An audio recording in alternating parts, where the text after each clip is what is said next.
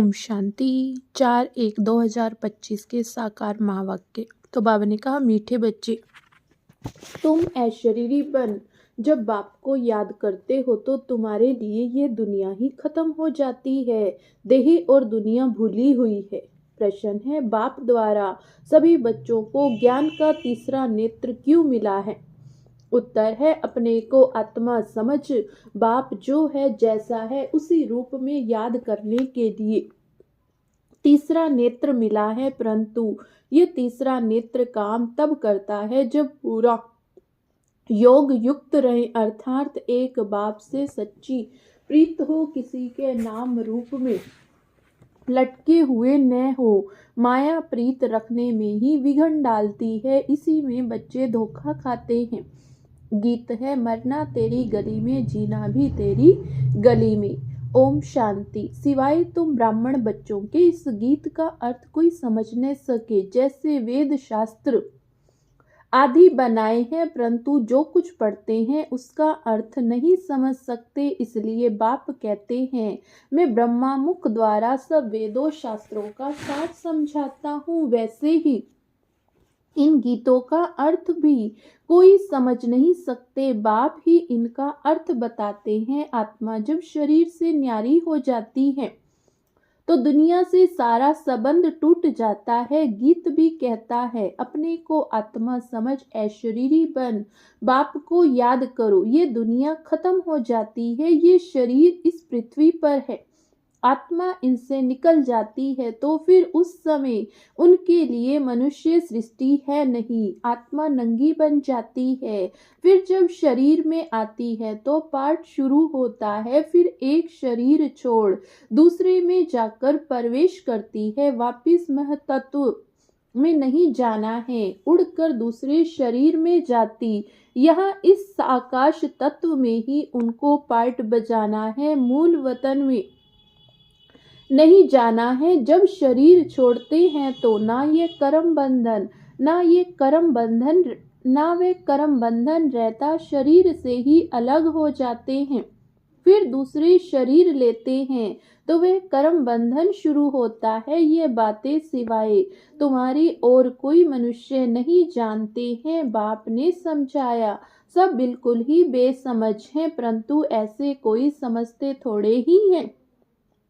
अपने को कितना अक्लमंद समझते हैं, पीस प्राइस देते रहते हैं। यह भी तुम ब्राह्मण कुलभूषण अच्छी रीति समझा सकते हो, वह तो जानते ही नहीं पीस किसको कहा जाता है। कोई तो महात्माओं के पास जाते हैं कि मन की शांति कैसे हो, यह तो कहते हैं वर्ल्ड में शांति कैसे हो। ऐसे नहीं कहेंगे कि निराकारी दुनिया में शांति कैसे हो, वह तो है ही शांति धाम। हम आत्माएं शांति धाम में रहती हैं, परंतु यह तो मन की शांति कहते, वह जानते नहीं शांति कैसे मिलेगी। शांति धाम तो अपना घर है, ये शांति कैसे मिल सकती? हाँ, सतयुग में सुख शांति संपत्ति सब है, जिसकी स्थापना बाप करते हैं। यहाँ तो कितनी अशांति है। यहाँ सब अब तुम बच्चे ही समझते हो। सुख शांति संपत्ति भारत में ही थी, वे वर्षा था बाप का, और दुख अशांति कंगलापन यह वर्षा है रावण का। ये सब बातें बेहद का बाप बैठ बच्चों को समझाते।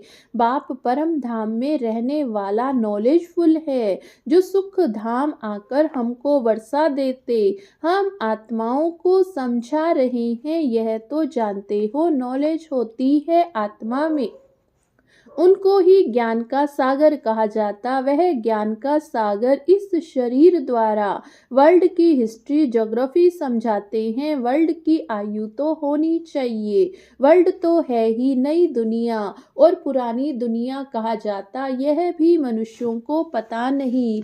न्यू वर्ल्ड से ओल्ड वर्ल्ड में होने में कितना समय लगता है तुम बच्चे जानते हो। कलयुग के बाद सतयुग जरूर आना है, इसलिए कलयुग और सतयुग के संगम पर बाप को आना पड़ता, यह भी तुम जानते हो।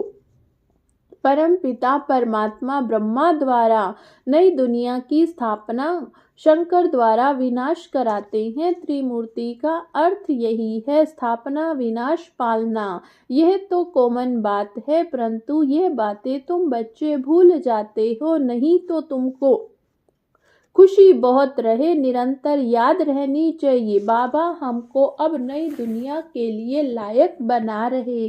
तुम भारतवासी ही लायक बनते हो और कोई नहीं। हाँ, जो अपने अपने और धर्मों में कन्वर्ट हो गए वह आ सकते हैं, फिर इसमें कन्वर्ट हो जाएंगे जैसे उसमें हुए थे। यह सारी नॉलेज तुम्हारी बुद्धि में है, मनुष्यों को समझाना है।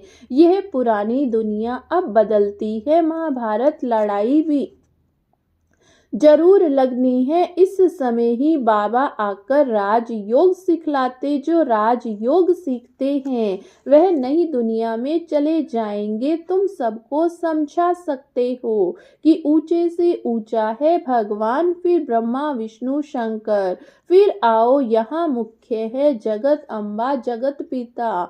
बाप आते भी है, यहाँ है ब्रह्मा के तन में। प्रजापिता ब्रह्मा तो यही है ना।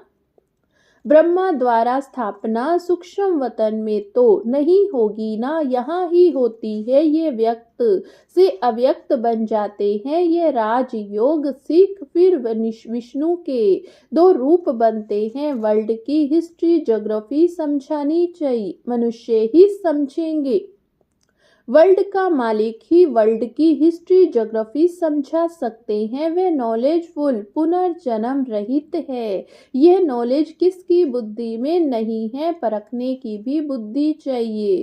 कुछ बुद्धि में बैठता है या ऐसे ही नब्ज देखनी चाहिए। एक अजमल खां और नामी ग्रामी वैद होकर गया, कहते हैं देखने से ही उनको बीमारी का पता पड़ जाता था। अब तुम बच्चों को भी समझना चाहिए कि ये लायक है या नहीं। बाप ने बच्चों को ज्ञान का तीसरा नेत्र दिया, जिससे तुम अपने को आत्मा समझ। बाप जो है, जैसा है, उसको उसी रूप में याद करते हैं, परंतु ऐसी बुद्धि उनकी होगी जो पूरा योग युक्त होंगे, जिनकी बाप से प्रीत बुद्धि होगी।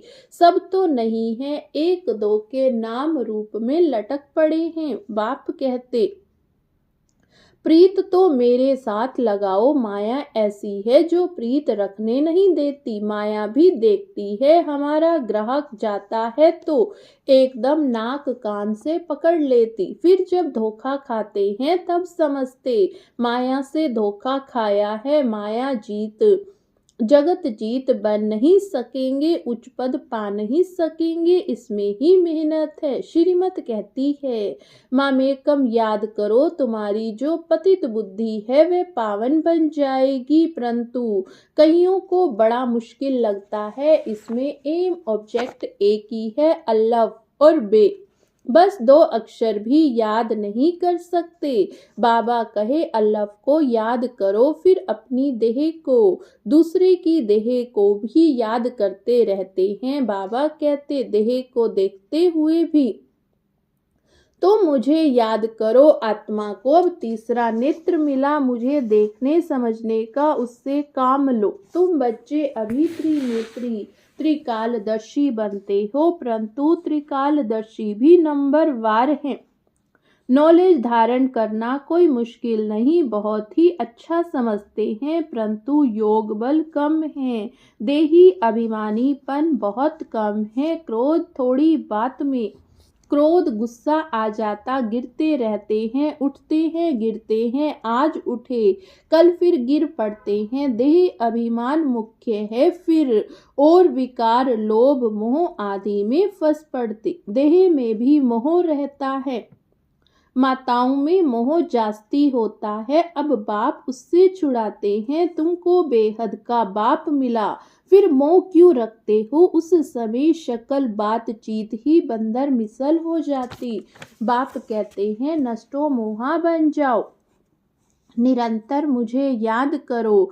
पापों का बोझा सिर पर बहुत है, वे कैसे उतरे, परंतु माया ऐसी याद करने नहीं देगी।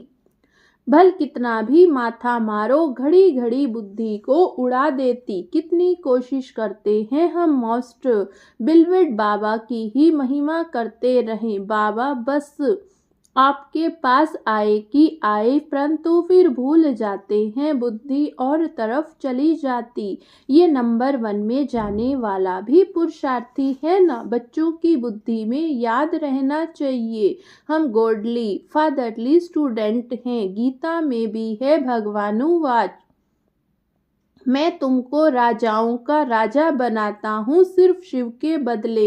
श्री कृष्ण का नाम डाल दिया। वास्तव में शिव बाबा की जयंती सारी दुनिया में मनानी चाहिए। शिव बाबा सबको दुख से लिबरेट कर गाइड बन ले जाते हैं, यह तो सब मानते हैं। वह लिबरेटर गाइड है, सबका पतित पावन बाप है, सबको शांति धाम सुख धाम में ले जाने वाला। उनकी जयंती क्यों नहीं मनाते? भारतवासी ही मनाते हैं, इसलिए ही भारत की ये बुरी गति हुई। मौत भी बुरी गति से होता है, ये बॉम्ब्स ऐसे बनाते, गैस निकला और खल्लास जैसे क्लोरोफॉर्म लग जाता था। यह भी उन्हों को बनाने ही है, बंद होना इम्पॉसिबल। जो कल्प पहले हुआ था सो अब रिपीट होगा। इन मुसलों और नेचुरल क्लैमिटीज से पुरानी दुनिया का विनाश हुआ था, सो अभी भी होगा। विनाश का समय जब होगा तो ड्रामा प्लान अनुसार एक्ट तो आ जाएगी। ड्रामा विनाश जरूर कराएगा। रक्त की नदियां यहाँ बहेंगी। सिविल वार में एक दो को मार डालते हैं, तुम्हारे में भी थोड़े जानते हैं ये दुनिया बदल रही। अब तुम जानते हो सुख धाम तो सदैव ज्ञान के अतीन्द्रिय सुख में रहना चाहिए। जितना याद में रहेंगे उतना सुख बढ़ता जाएगा। चीची देह से नष्टो मोहा होते जाएंगे। बाप सिर्फ कहते अल्लाह को याद करो तो बेबादशाही तुम्हारी। सेकंड में बादशाही, बादशाह को बच्चा हुआ तो गोया बच्चा बादशाह बनाना। तो बाप कहते हैं मुझे याद करते रहो, चक्र को याद करो तो चक्रवर्ती महाराजा बन गए। इसलिए गाया जाता सेकंड में जीवन मुक्ति, सेकंड में बेगर टू प्रिंस। कितना अच्छा है, श्रीमत पर अच्छी रीति चलना चाहिए, कदम कदम पर राय लेनी चाहिए। बाप समझाते हैं मीठे बच्चे ट्रस्टी बनकर रहो तो ममत्व मिट जाएगा, परंतु ट्रस्टी बनना मासी का घर नहीं, ये खुद ट्रस्टी बने। बच्चों को भी ट्रस्टी बनाते हैं, ये कुछ भी लेते हैं क्या? कहते हैं तुम ट्रस्टी हो संभालो, ट्रस्टी बने हो फिर ममत्व मिट जाता। कहते भी हैं ईश्वर का सब कुछ दिया हुआ फिर नुकसान पड़ता तो, या कोई मर जाता तो बीमार हो पड़ते, मिलता है तो खुशी होती। जबकि कहते हो ईश्वर का दिया हुआ फिर मरने पर रोने का क्या दरकार। फिर माया कम नहीं, मासी का घर थोड़े ही है। इस समय बाप कहते तुमने हमको बुलाया था इस पतित दुनिया में, हम नहीं रहना चाहते, हमको पावन दुनिया में ले चलो, साथ ले चलो, परंतु इसका अर्थ भी समझते नहीं। पतित पावन आएगा तो जरूर शरीर खत्म होंगे, तब तो आत्माओं को ले जाएंगे। ऐसे बाप के साथ प्रीत बुद्धि होनी चाहिए, एक के साथ से ही लव रखना है, उनको ही याद करना। माया के तूफान तो आएंगे, कर्मेंद्रियों से कोई विकर्म नहीं करना चाहिए, वह बेकायदे हो जाते हैं। बाप कहते मैं आकर इस शरीर का आधार लेता हूँ, इनका शरीर है, तुमको याद बाप को करना है। तुम जानते हो ब्रह्मा भी बाबा तो शिव भी बाबा है, विष्णु और शंकर को भी बाबा नहीं कहेंगे। शिव है निराकार बाप और प्रजापिता ब्रह्मा है साकारी बाप। अब तुम साकार द्वारा निराकार बाप से वर्षा ले रहे हो, दादा इनमें प्रवेश करते तब कहते हैं दादे का वर्षा बाप द्वारा हम लेते हैं। दादा है निराकार, बाप है साकार, ये वंडरफुल नई बातें हैं त्रिमूर्ति दिखाते, परंतु समझते नहीं शिव को उड़ा दिया। बाप कितनी अच्छी अच्छी बातें समझाते, तो खुशी रहनी चाहिए। हम स्टूडेंट्स हैं, बाबा हमारा बाप टीचर सतगुरु है। अभी तुम वर्ल्ड की हिस्ट्री ज्योग्राफी बेहद के बाप से सुन रहे हो, फिर औरों को सुनाते हो। ये 5000 वर्ष का चक्र है। नॉलेज के बच्चों को वर्ल्ड की हिस्ट्री ज्योग्राफी समझानी चाहिए। 84 जन्मों की सीढ़ी क्या, भारत की चढ़ती कला और उतरती कला कैसे होती है, यह समझाना। सेकंड में भारत स्वर्ग बन जाता, फिर 84 जन्मों में भारत नरक बनता है। यह तो बहुत सहज समझाने की बातें हैं। Bharat golden age, iron age से कैसे आया, यह तो भारतवासियों को समझाना चाहिए। टीचर्स को भी समझाना चाहिए। वह जिस्मानी नॉलेज, यह रूहानी नॉलेज मनुष्य देते, यह गॉड फादर देते हैं। वह मनुष्य सृष्टि का बीज रूप, उनके पास मनुष्य सृष्टि का ही नॉलेज होगा। अच्छा मीठे मीठे सिकिलरे बच्चों प्रति माता पिता बाप दादा का याद प्यार और गुड मॉर्निंग। रूहानी बाप की रूहानी बच्चों को नमस्ते। हम रूहानी बच्चों की रूहानी बाप दादा को याद प्यार और नमस्ते नमस्ते। शुक्रिया बाबा, शुक्रिया। धारणा के लिए मुख्य सार। पहली पॉइंट है, इस छीछी देह से पूरा नष्टो मोहा बन ज्ञान के अतीन्द्रिय सुख में रहना है, बुद्धि में रहे। अब यह दुनिया बदल रही, हम जाते अपने सुख धाम ट्रस्टी बनकर सब कुछ संभालते हुए अपना ममत्व मिटा देना है। एक बाप से सच्ची प्रीत रखनी, कर्मेंद्रियों से कभी भी कोई भी कर्म नहीं करना है। तो बाबा ने वरदान दिया, ब्रह्मा बाप समान श्रेष्ठ ते श्रेष्ठ तस्वीर बनाने वाले परोपकारी भव। ब्रह्मा बाप समान श्रेष्ठ ते श्रेष्ठ तस्वीर बनाने वाले परोपकारी भव। श्रेष्ठ स्मृति और श्रेष्ठ कर्म द्वारा तकदीर की तस्वीर तो सभी बच्चों ने बनाई। अभी सिर्फ लास्ट टचिंग है, संपूर्णता की है। वह ब्रह्मा बाप समान श्रेष्ठ ते श्रेष्ठ बनने की। इसके लिए परोपकारी बनो, अर्थात स्वार्थ भाव से सदा मुक्त रहो। हर परिस्थिति में, हर कार्य में, हर सहयोगी संगठन में जितना निस्वार्थपन होगा उतना ही परोपकारी बन सकेंगे। सदा स्वयं को भरपूर अनुभव करेंगे, सदा प्राप्ति स्वरूप की स्थिति में स्थित रहेंगे, स्वयं के प्रति कुछ भी स्वीकार नहीं करेंगे। स्लोगन है, सर्वस्व त्यागी बनने से ही सरलता व सहनशीलता का गुण आएगा। सर्वस्व त्यागी बनने से ही सरलता व सहनशीलता का गुण आएगा।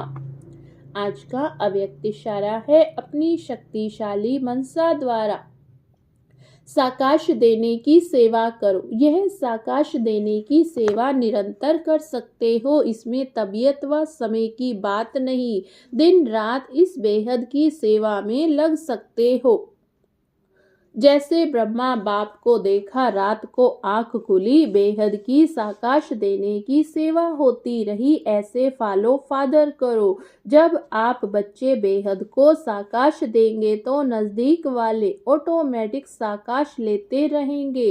इस बेहद की साकाश देने से वायुमंडल ऑटोमेटिक बनेगा।